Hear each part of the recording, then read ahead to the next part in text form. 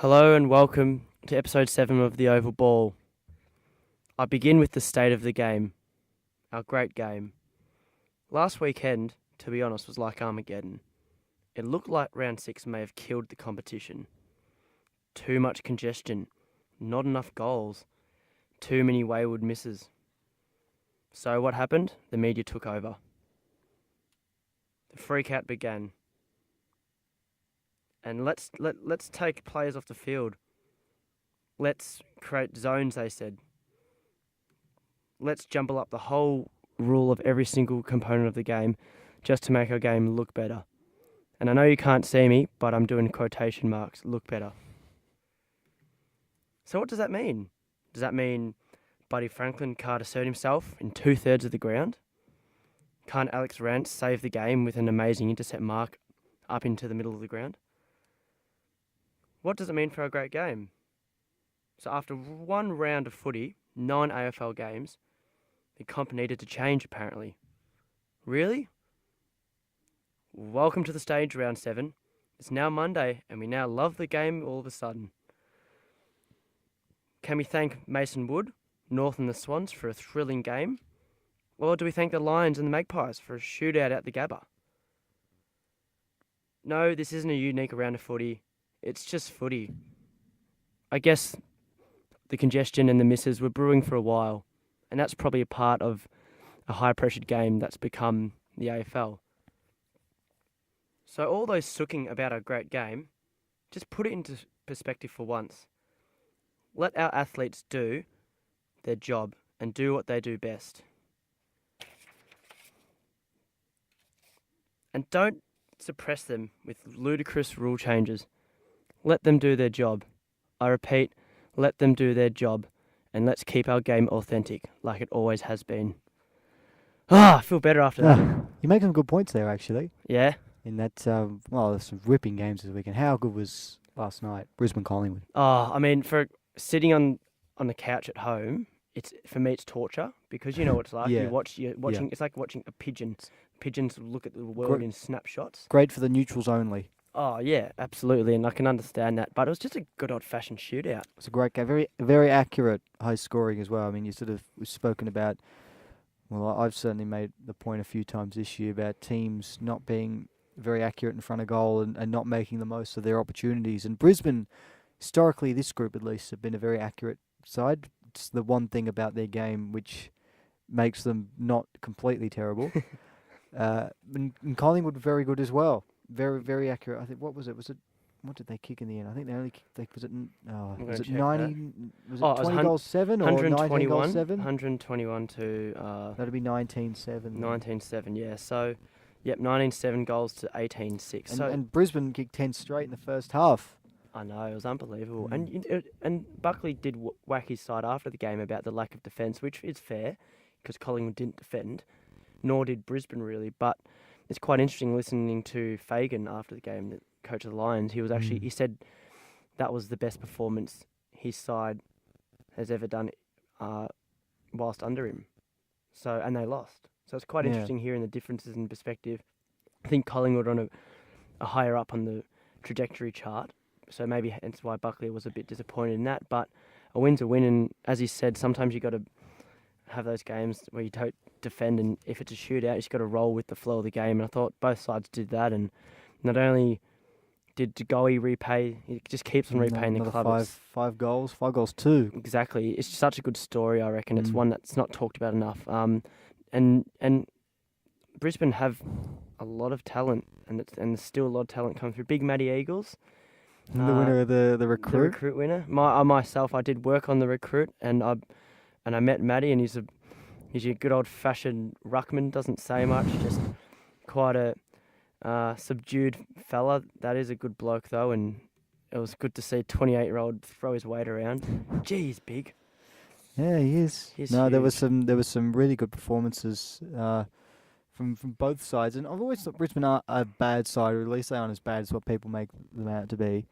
And they just sort of proved it yesterday. They're a tough side to beat up at the Gabba. I think they struggle a little bit on the road, as we've seen at times this year in particular. But at the Gabba, they're a very difficult side to beat. But just on Collingwood, one like you didn't mention, and you mentioned a few, is Jaden Stevenson. He's in some sort of form at the moment. He's been very good early. He's a player that we've talked a lot about, and this is the whole Carlton and St Kilda stuff. They've dominated the talks because of their underperforming season, but a lot of people are saying sides like that haven't recruited maybe properly and haven't recruited for what they actually need, whereas what they want.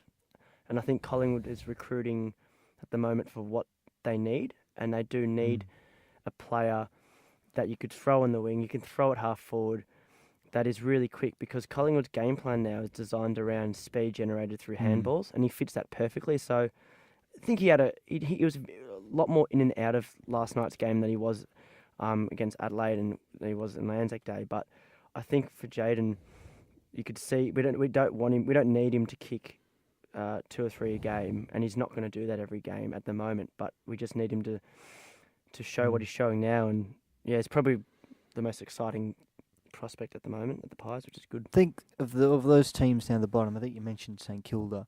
For the last, I'd say 6-7 years, I don't think St Kilda really know where they're at and what their list is capable of.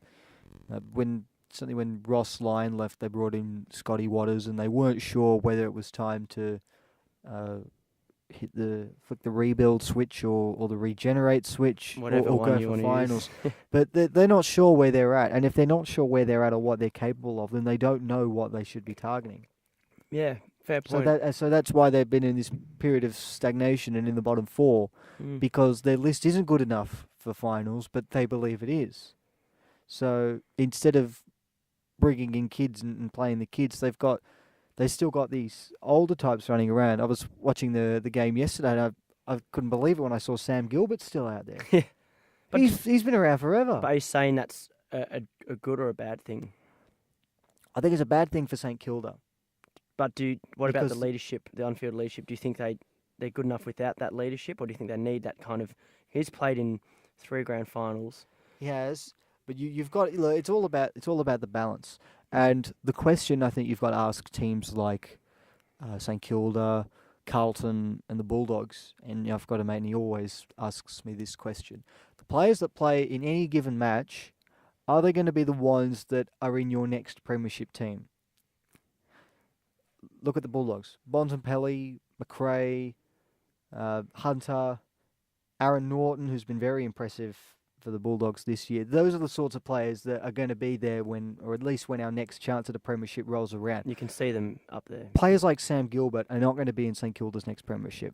Interesting. I reckon it's good to not use them isn't the right word, but I think if they're somewhat good enough at playing their role and they provide exemplary leadership, then there is value in that. Whereas I think that's what Carlton at the moment are missing. And then Essendon are an interesting one that I think are missing that. They've got Goddard and they've got Heppel, but at times they look a little bit directionless.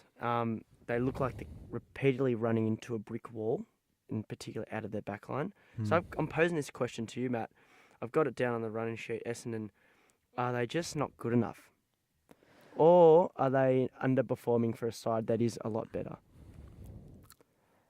I was worried about Essendon this year. There were 2 teams that everyone was billing to be the top 4 / premiership contenders that were to bolt from the blue, so to speak. And they were Essendon and Port Adelaide. And I was always sceptical about Port Adelaide because, they brought in some players, but I thought value add was pretty close to 0. They brought in Motlop, who, is still as inconsistent as he was at Geelong. Jack Watts, who's okay, but he's no world beater. He's not an A-grade superstar. And Rockcliffe, who was very good at Brisbane, but he's gone a bit off the boil over the last couple of years, and he hasn't seemed to have improved since joining Port Adelaide. They've got some good players. They've got Robbie Gray, who's very good. I think, did they lose?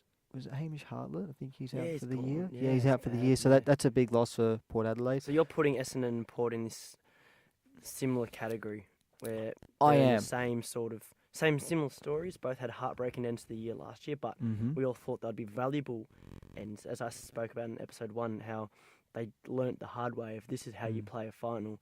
In Port's case, it was don't kick like shit and you'll win. Yep.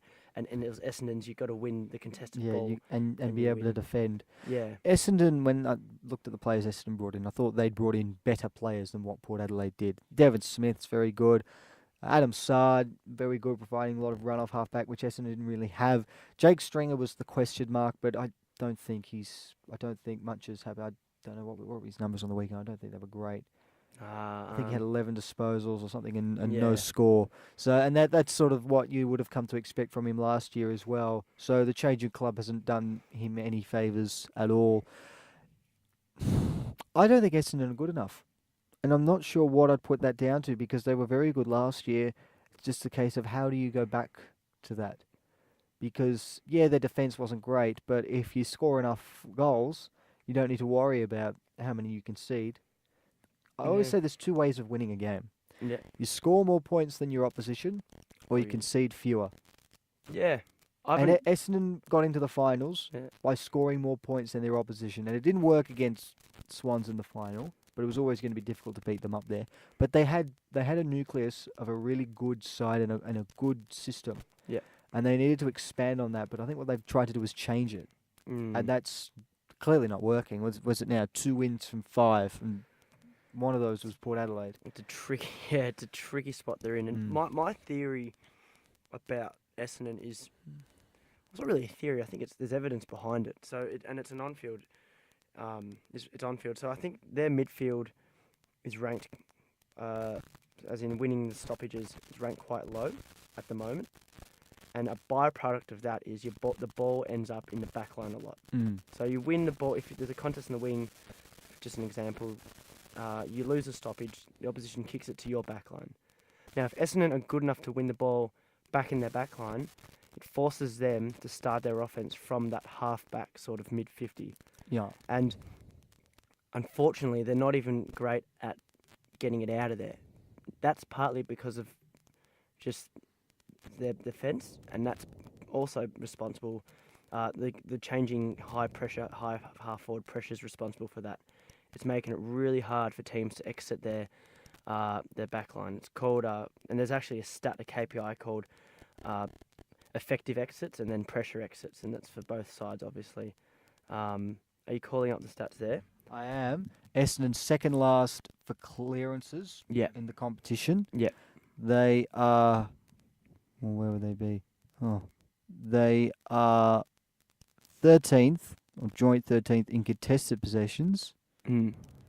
Out of 18, so fifth last. Yep, so fifth last in the Yep. competition for contested possessions. So that sort of reiterates what you're talking about putting the back line under pressure. And I'm just thinking about their back line. They've got some okay players down there. They've got Hurley, who's a star. He's an A-grade defender. They've got Hooker's an All-Australian defender. I mentioned they got Sard, and you look at the other the other three that were in that starting six. McGrath flows down there at times. Oh, no, he's played more forward McGrath's this more year. of a midfielder. Yeah. But they got Patrick Ambrose, who I thought was a forward of halfback. Mark Bagley, I'm not too sure about on the other halfback, and then you got Ben McNeese in the back pocket as well. So they've got some good players, and then they've got some not so good players. Just and they've role got a players forward at the down there as well. Yeah. Yeah. But the thing is, and I've watched a few Essendon games this year, and they do. Adam Sard is a player that they use when they're losing the stoppages to get it back out of the back line. And when he runs, he's a really exciting player. He's quick. He's got a long kick. He'll beat anyone in a race. I think in a 100-metre sprint. He's that good as far as running, but his runs out of the back line aren't as clever as a Joe Anderson, where he goes laterally, then he might come back in. Jack Crisp is a good example, where he's not as quick, but he surveys the area and then he goes. I think Adam Sard tried to run through They the know brick where wall. to run, whereas Sard just just goes for it, and that's something that he'll get better at over time because it's sort of it's an instinctual thing. You get the ball, and I know when I play, my first instinct is just run, and then now I'm learning to kind of handball 45s. But the question that they need to ask themselves at Essendon, and I'm sure they're doing it because they're not idiots, they're an AFL club, but they've got to ask themselves: do we improve the midfield to prevent the chance of getting it out of our backline ever happening? Or do we concede that we're not good enough at the contest and let's figure out a better way of exiting our backline? So that's the question they have to ask themselves. And look, they've got the talent. So that's going to help. But yeah, 2 and 5, mate. That's a very Yeah.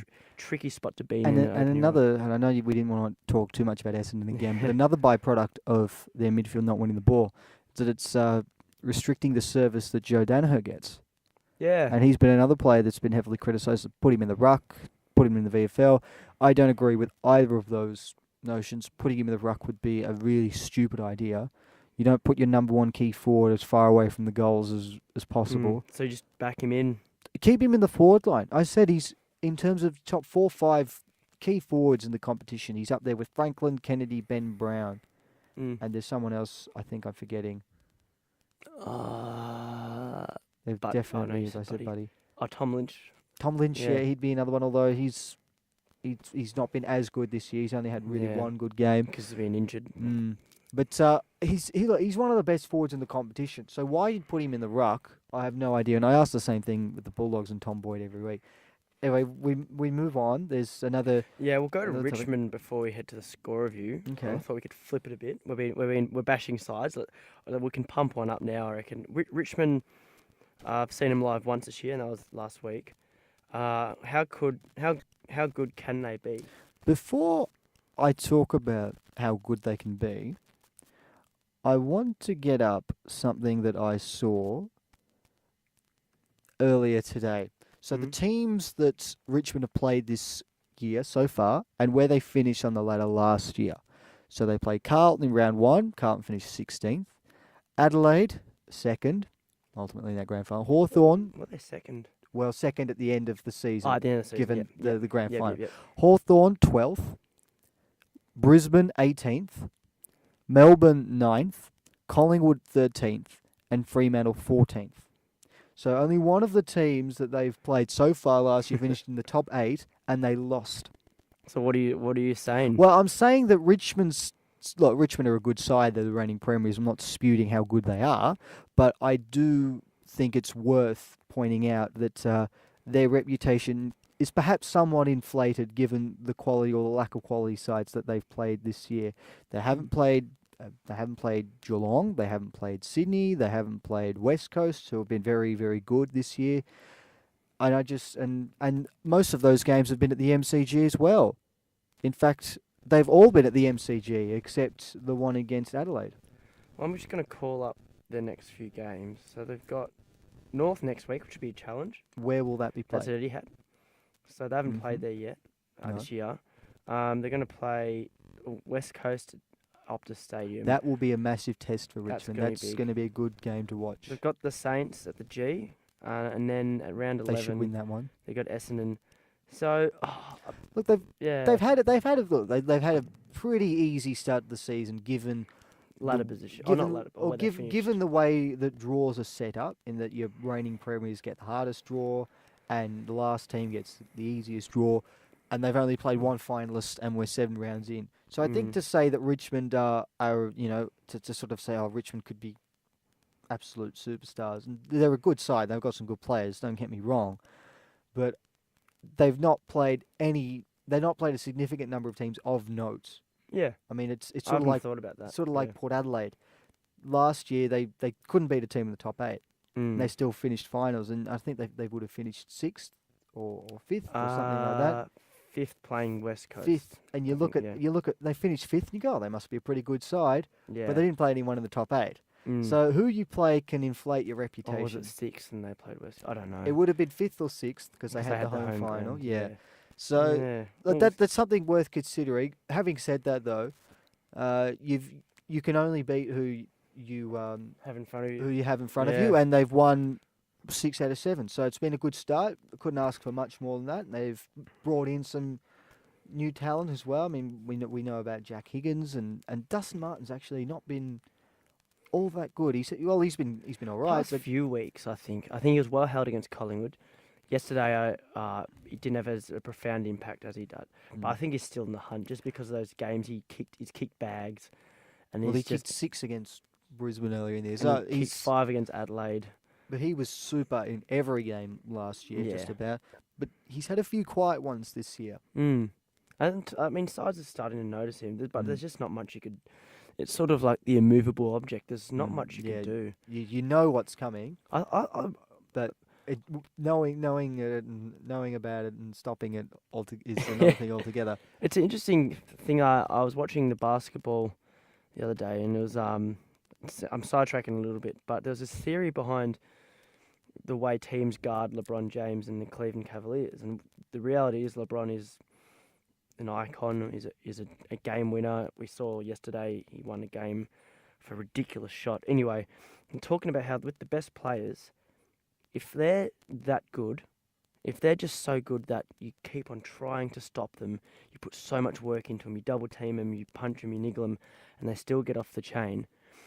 Perhaps what you do now is you send one person to them, they do a reasonable job as they work hard, but then you limit what that player can give the ball to. So in the Cleveland situation, I think the Indiana Pacers, who they played in the last round, their game plan was guard LeBron, but shut off completely who he passes it to, because they've got weapons around. And Richmond is similar. I'm not saying Richmond are like Cleveland, different pathways, but they've got Dustin, that is a midfield that gives off the ball 60% of the time. Yeah. So if they can limit that whole, Dustin's got the ball, all right, I'm not going to go to him because he's on him, but I'm going to make sure he doesn't give it to Rance or Cochin or McIntosh. So maybe that's a game plan that teams need to try. So let me just, because basketball is not one of my areas. But you can see the parallel. I'm just going to try and break it down and make it a bit more concise. So Martin getting the ball is an inevitability. So you're not trying to stop Martin from getting the ball, but you're trying to limit who Martin can give the ball to. And what I mean by limit, it means as anyone around the balls, anyone around him as much as you can. So cut off his options rather than him. And then in a situation that might mean he goes, oh shit, I'm no one to give it to. I'm just going to do my fend off and then run, and then he can break you open like that. But this for sure. The fundamental aim of a midfielder is to win the ball and distribute it to the wingers or the half backs and the half forwards. So if you can break down that job and cut it off completely, then they're on their own. And Gary Ablett, there was a similar tactic used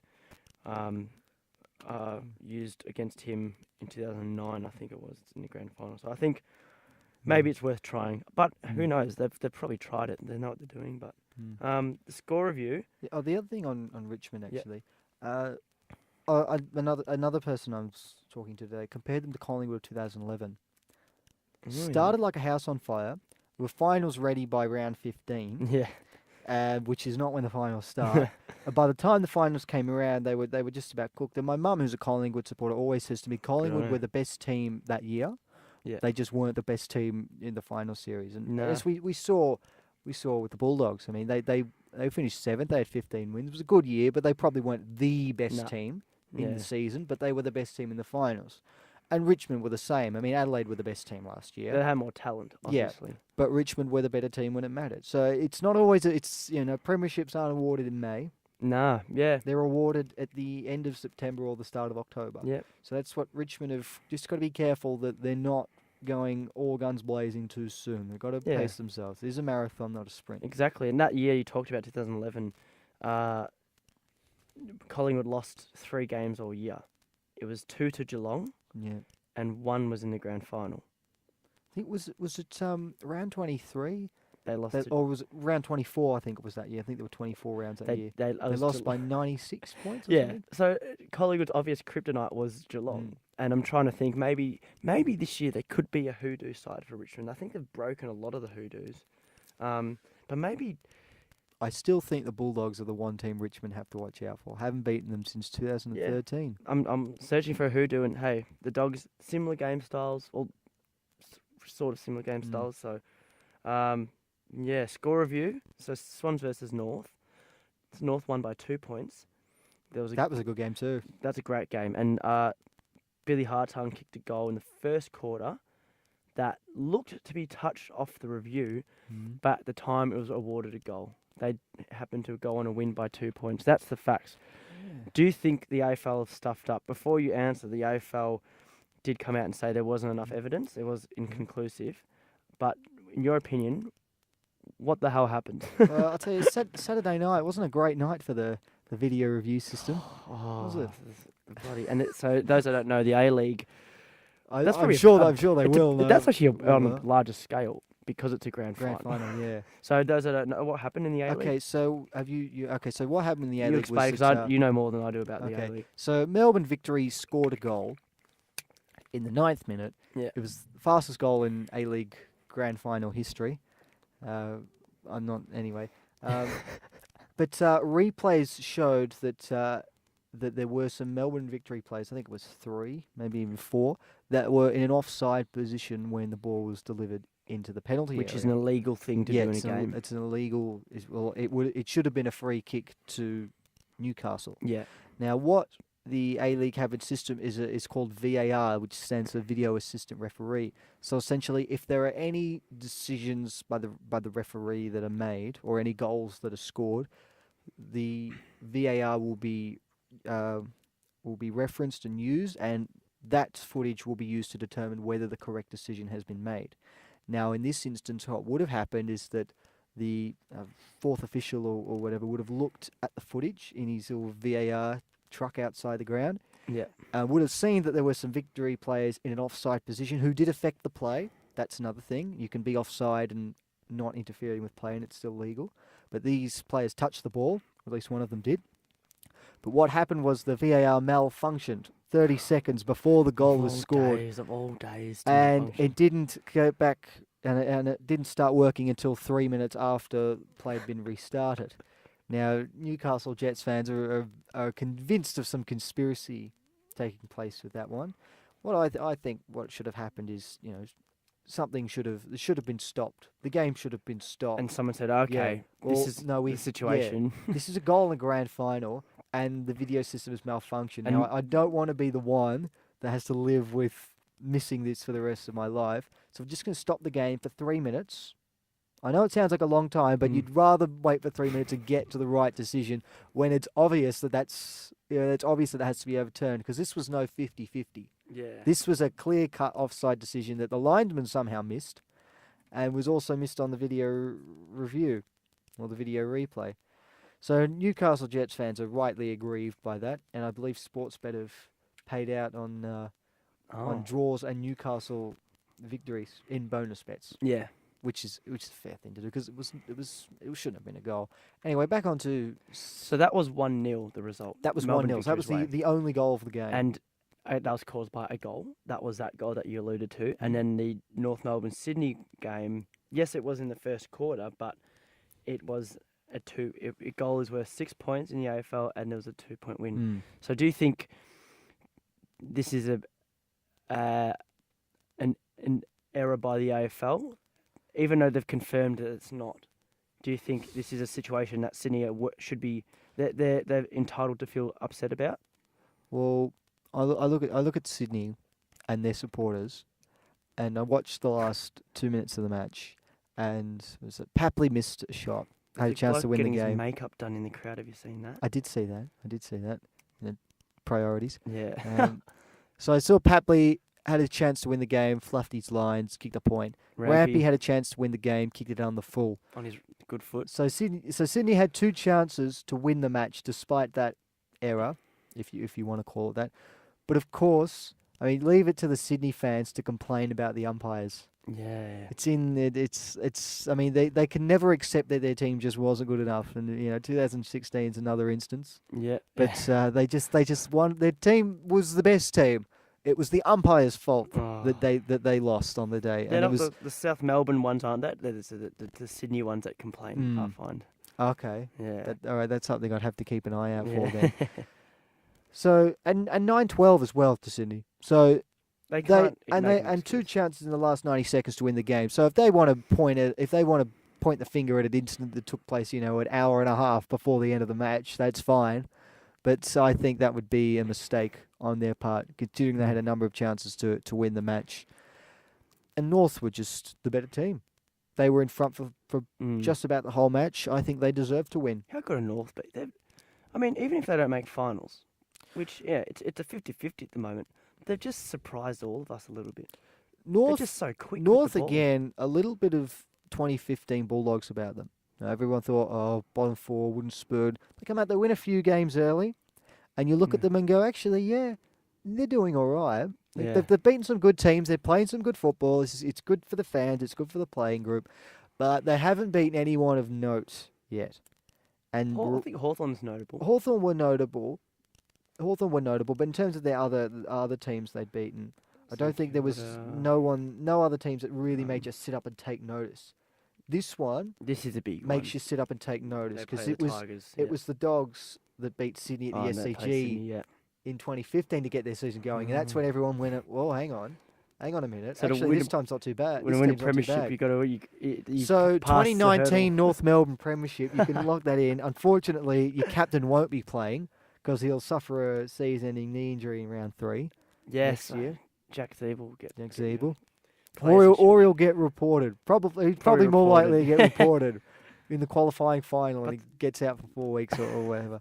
And then one of the mids will do his ankle late in the season, and you have some groundbreaking surgery to put it back. Yep. It's going to be good, North. It's going to be good. Trust me. What a story that'd be. But this Good for the is great for North Melbourne supporters because I think even they would have been thinking, yeah, bottom 4 when we're going nowhere. They've got, I think it was Ben Cunnington said, they've got no real A-grade talent in the side, but everyone's playing their role and doing their bit, Yeah. and they're making the sum of the parts greater than I never get that saying right. I think it's the sum of the parts make up more than. No. Now I have no idea what Nah. you're trying to get at, so I'm not gonna. I have no idea what it. I wish you could Google it. The sum of the whole is greater than the individual parts or something like I that. haven't heard that one. That's good. You haven't heard that one? You would think me being me, I would have heard that. But I'll have to look at that. I reckon the next step for North is now that they're a credible side that know how to win, and they've got an exciting brand of footy. Is once they get their defence a bit tighter, which will be by the end of this year because they've got 23 games to work on. Then they go after that free agent, and that's what was missing last year. We all know it's well documented, and they've been quite boisterous about it.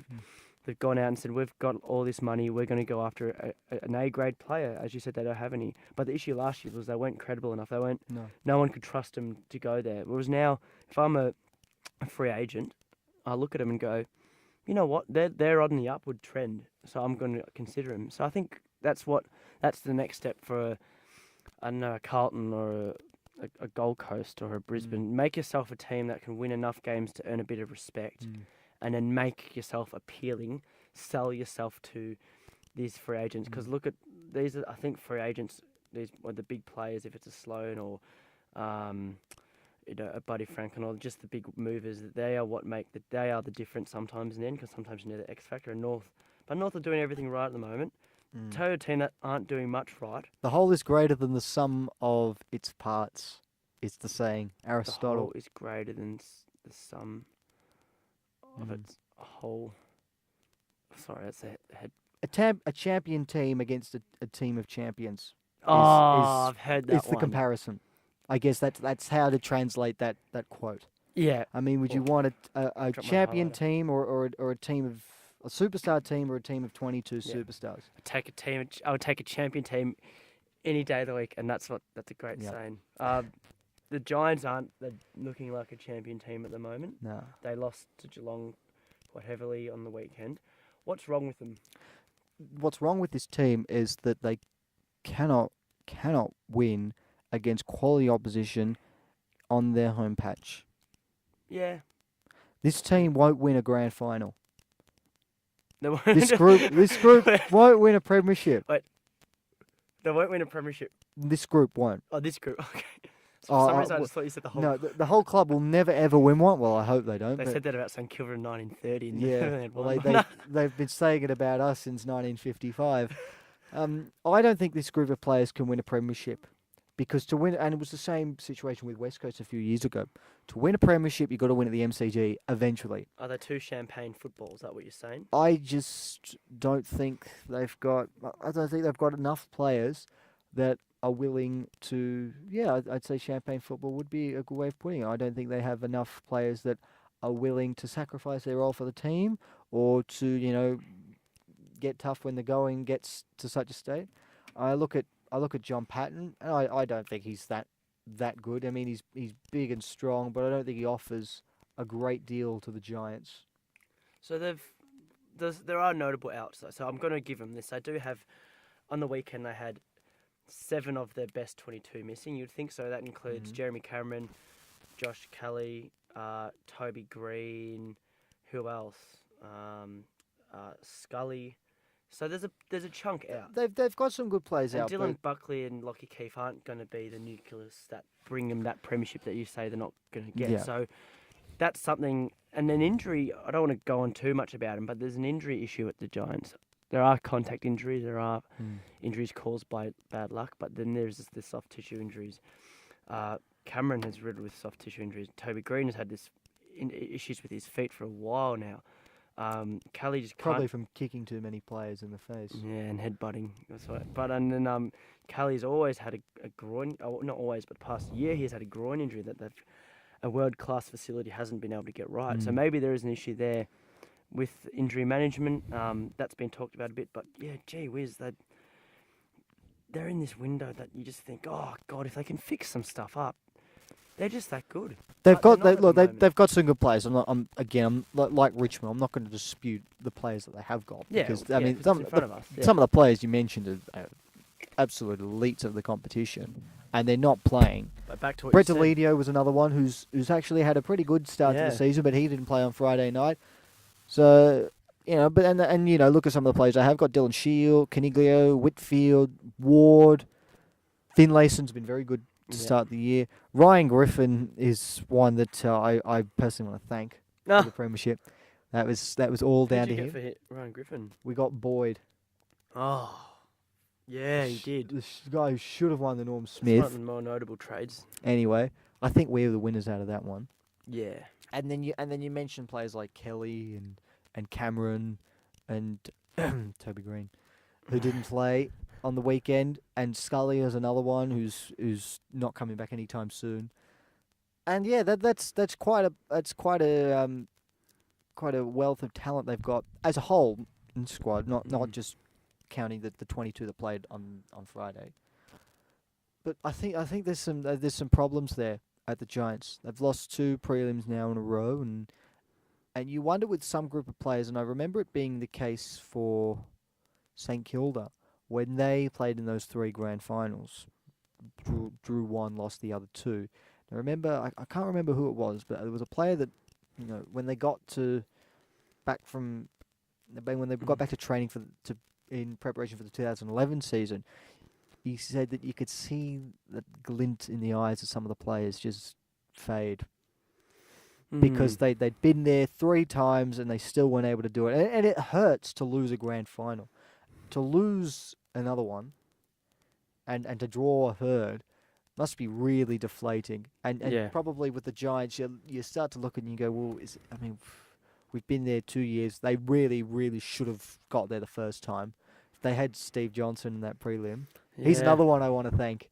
Yeah. He would have found the goal they needed ahead of Reece Palmer. He's one. At that point, he was 2 goals a game when he was playing. Even if he they didn't lost score, by a goal. he would have found the goal they needed. They only needed 1 goal, and he would have found it at any stage during the match. But the Dogs did have Rufford go off, and But if you have Johnson in there instead of Ward Reece went off Palmer, that's Brian Taylor saying they'd be in the grand final if Ward. was that kind of finals player that went out? Oh yeah, but we would have made the grand final if we had half of the team that were sitting on the sidelines. But that's why it's a dead end where we keep on going. Oh, what if? And so with the Giants, I don't know if mentally they've got it still to believe that they can win it. Oh yeah. So you're saying that maybe it's a self-belief thing now? I think it's a self-belief thing, and I think it was the same with West Coast. I don't think they can win at the MCG. I know they beat Collingwood, but Collingwood didn't have it all together at that stage of the season. No. Whereas if those 2 teams were to play this week, It could be different. you could bring back Cameron and Kelly and who's the other one, Toby Green. They might all come back. I would still fancy Collingwood to win. Yeah. In fact, I fancied Collingwood to win in round 2 as well.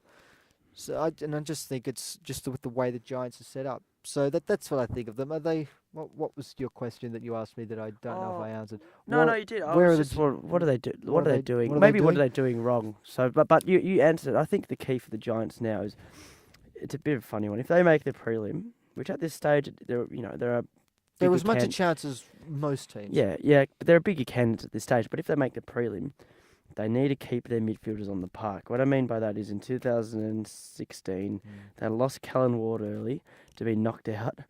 2017 they lost Dylan Shield. Now one of them was more of a controversial incident, but if they make it, just have all your midfielders in. Don't get knocked out. I know it's easier said than done because it's a combative game, but don't bloody lose your best players because you got to in finals, in prelims, you got to have everyone on the park. So, and also I've been talking to people who reckon they're in the know. Ooh. Josh Kelly comes out of contract at the end of next year. Yeah, because he had a 2-year extension. Don't be surprised to see him move to a Victorian club. There are a couple that I've heard. It's still a long way away, obviously, but he's a star player, and I know a couple of clubs that have room to move in their salary cap and could splash out on a superstar midfielder. The ones you said before you've heard about. Are you able to divulge them, or is it too early in the? Okay, well. All right. Well, I won't reveal the names of the clubs, but I'll tell you that Kelly owns a house in Elwood, in Moorabbin. Oh, because he was seen circling in Elwood House last year. And he's very good friends with one Marcus Bontempelli. But that's all I'll say for now. Watch this space. Matt's just smiling his head off. Well, I won't believe it until I see him wearing a jumper in the middle of Western Oval, holding the contract that he's just signed, with Luke Beveridge having his arm wrapped around him. Only then will I believe it. You're dreaming. He's going to Carlton before he goes to the Dogs. That's what I've heard. Look, so watch this space. It's pretty compelling because this guy is very talented. He's an elite player, but he's also a future leader of that club, or he's a leader, but they're saying he was a future captain, so that'd be a bit of a bombshell if they struggle to retain him. So they were involved in a game on Friday, in an incident on Friday involving Tom Hawkins, the Giants. There was one of the Giants players went to mark the ball. Tom Hawkins was late to the contest, corked him in the back. I think it was Haynes. Nick Haynes. Great intercept mark. He's one of the shining lights that they have. Anyway, it was a free kick against Tom of Geelong, and the umpire was really quick to come in. I'm not saying anything, but the umpire did jump in his space quite quickly. It's quite a tense environment at the time, and the umpire put his hand out probably to say, calm down, it's a free kick. Yep. And then Tom, I don't even know what action, it's not a slap, but he forcefully moved, not forcefully, he moved the umpire. Instigated contact with the umpire. Yeah. So it's been sent to the tribunal, which is a fair case because it is, you make contact with an umpire, you put yourself in that dangerous category because it's not on. In any situation, it's not on. You can't make intentional contact with an umpire. Yeah, I mean unintentional in some cases. Yeah. You can just sort of let it go and say, well, you didn't mean it. But this looked fairly intentional. Whereas last week there was many cases where it was unintentional contact, but they were still fined, I think. Whereas this one was a notable one. You don't see it too often. It's been sent to the tribunal, so we're going to stay tuned on that because I think the tribunal sits tomorrow night on a Tuesday. It would sit. I think everyone's just a bit sick of football by the Monday, so give everyone a day off. Yeah, but I think it would be a shame if he misses. Not because he shouldn't miss. I don't know I haven't made up my mind on this one yet. No. I don't think I think a good fine would. I think it's a real. But they have to make a statement. The AFL, so it's tough. But it's an unfortunate situation, regardless, because it's not a good look. He should be suspended, whether he wills another matter. Yeah, and he after the game said before you get there, he said he thought initially it was a hand of an opposition player. Yeah, I'm not buying that one. So I thought I'd put that in there. But you think he should be suspended?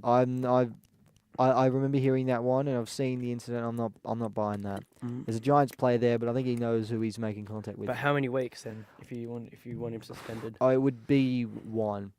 Yeah, I think just enough to make a statement. I think two's a bit ridiculous. Yeah. Well, not ridiculous, but I think it's a bit unfair or a bit too much. I think one. think one would be fair. Yeah. Yeah. Make a statement, but it's a justified suspension. Not going over the top with it. Yeah. Now, I've done it. I'm sorry, I've done it again. I haven't No. told you about the who am I. That's So, all right. if you can think of How's that? someone, I will think of someone. I'll go first though. I have got someone. Oh, you have got someone? I have got someone, but Can you go. No, you go. No, you I go haven't fir- got it. No, no, no. You go first. You said you got someone. I don't have anyone. Can you go first? I will go first. Because I take ages to answer these. You so do. You do. I'm shocking at this. Okay. I've had a really bad form. All right. I've got a whole bunch to choose from here. Okay. He's in my Supercoach team, so that narrows it down to 30. Not Already. everyone knows your Supercoach Not team, ev- mate. well, It's not that good. well, it's not that good. Well, hang on. Let's just Oh, have a little look. God. Let's have a little bit of people Open around. a can of worms. Top 2% for the season. Oh, I didn't know that. Well, now you do. My mate's Am I 26th. am I still rubbish? Well, you're not rubbish. I didn't say you're rubbish. My mate's ranked 26th, I think, a few weeks ago. That's not bad. So, That's not bad. so who is this bloody All right. Supercoach player? So of yours? okay. So he is. He's currently. Where's he going to be? He's going to be in my backline. Okay. He's going to be in my backline. Alright. He's a Rising Star winner. Okay. He plays for an interstate club. Okay. All right. Okay. Okay, I'll think about Tom Stewart initially. Just But making he's not a sure Rising Star. there's only one Yeah. Rising Star winner in my backline. Yeah, there is. I'm Rising really Star. putting it out there because not only am I giving you a name, but I'm also revealing who's in my side. Yeah. So I'm leaving myself open to a little bit of criticism hey. for having this player in Yeah, here. look, the oval ball's important, Yeah. Oh, gee whiz. Rising Star He won the Rising Star. Award. He won it. Yeah, he won it. He's not a nominee. He won it. Rory Led. Roy Ledd's in my Supercoach team, but he's not who I was thinking of. I don't think Rory Ledd won it. You'd think he would, but no, he's a late bloomer. You'd think Marcus Bontempelli would win it too, but apparently Lewis Taylor's better than him. He was great yesterday. He was good in Venice. Oh, far out. He played in the 2016 Grand Final. Oh, no, I'm thinking of Dane Rampy. It's not Dane Rampy. It's not Johannesson. It's not Johannesson.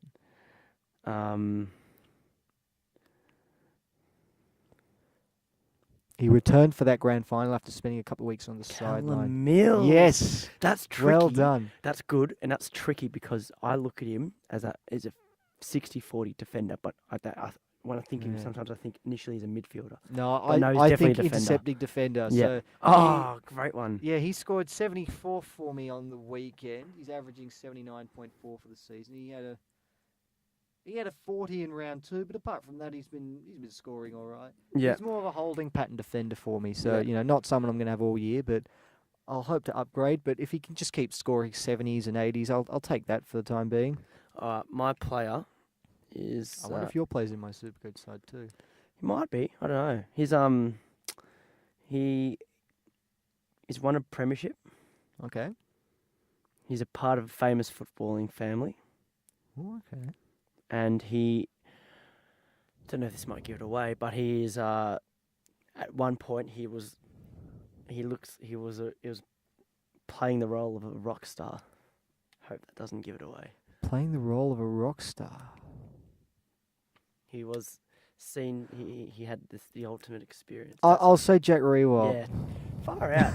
Takes you 25 seconds. I was just Takes me thinking. 25 minutes. I was thinking Premiership It's good player, though. famous family. So when you said famous family, I immediately thought, he's got a dad or something. Nah. And then you said rock star, and I thought rock star. Oh no, rock star music Yeah. now for me. And then I Oh. thought Jack Rewalt. Yeah, he's got the brother. Yeah. Cousin rather. Yeah. Yeah, okay, yeah, Jack They're a Rewalt. very famous footballing family. I think that It'd be a fair few goals kicked between those two. Absolutely, and it was their family was born like the Rewalt legacy was born, during this decade, this millennium, this post 2000, and I know Nick has a few kids. Jack doesn't have any, but and then you've got the sister thing with Maddie and their late sister, and they've built a legacy around her, and they've shed light on a blood disorder, and I think it is, and they've made a few fundraising games around her situation, and I reckon they're a bit of a pioneer in the footballing family. They are. No matter how much we may dislike Nick Rewell and Jack when they were playing, they were both very polarizing when Nick figures. was playing, at least Jack's still running around. Yeah, they're both very polarizing athletes, but both one of the great goal kickers of our game. And so that's the wrap. Well done. Is that it for the week? Someone was poking their head out there in that studio door, but that's all that we've got. We've got all the rundown sorted. So hope to see you next week, and massive round of football coming up. Up. Yeah, lots of good games. Actually, let me just take a look at the round coming up. We've got Hawthorn Sydney on Friday night. That is going to be one to watch. And then we've also got we got the showdown. Yeah, we've got the showdown. That'll be another one to get around as well. And then of course on Sunday we've got two pretty good games actually. We've got Collingwood Geelong and Richmond North Melbourne. Yeah. So, some games to look forward to. Definitely some ones to avoid in there as well. I'm thinking Carlton Essendon, Dogs Brisbane. God. I think I know which one I'd rather be watching on Channel 7 as a between that and the showdown. Yeah, I can't wait. Yeah, it will be good. All right. Well, that'll. I guess that's it till next week then. Yeah. So I just don't really know how to sign off. However you want. Well, I don't mind, as long as people don't roll their eyes at it. No, it's been awkward. Yeah. I'm gonna click stop recording. Okay. 1. Do it. 2. Do it.